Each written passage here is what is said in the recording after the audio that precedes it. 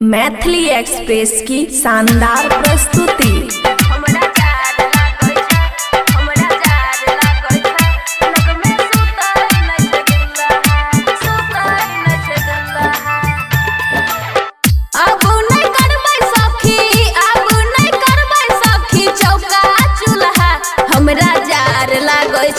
हमरा जार लागै छै लग में सुतै नै छै दुल्हा। हमरा जार लागै छै लग में सुतै नै छै दुल्हा।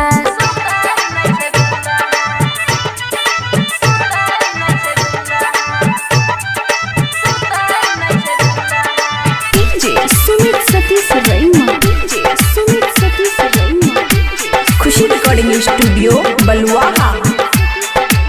घुसै छै ठंडा हवा लहंगा के भीतर, कांपैया थर थर दहिया चोली के ऊपर।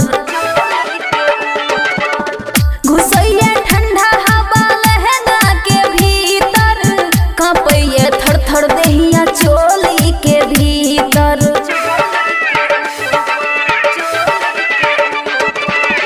सटै नै देहिया में, सटै नै देहिया में, फूकै नै चूल्हा। हमरा जार लागै छै लग में सुतै नै दुल्हा। हमरा जार लागै छै लग में सुतै नै छै दुल्हा। मिक्स बाय अमन अक्के। डीजे सुमित सतीश रैमा, डीजे सुमित सतीश रैमा,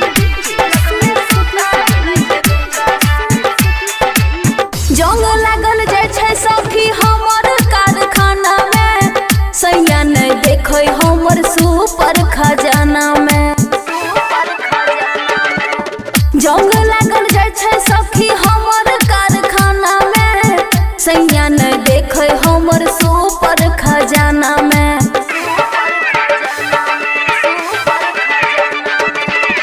पिया बकलोल हमर, पिया बकलोल हमर, फूकै नै चूल्हा। हमरा जार लागै छै लग में सुतै नै छै दुल्हा। हमरा जार लागै छै लग में सुतै नै छै दुल्हा। खुशी रिकॉर्डिंग स्टूडियो बलुआहा। डीजे सुमित सतीश रैमा, डीजे सुमित सतीश रैमा, बिगड़ल बिहारी पिया बुझै नै बतिया, दीपाली शर्मा के कटै नै छै रतिया। बिगड़ल बिहारी पिया बुझै नै बतिया, दीपाली शर्मा के कटै नै छै रतिया।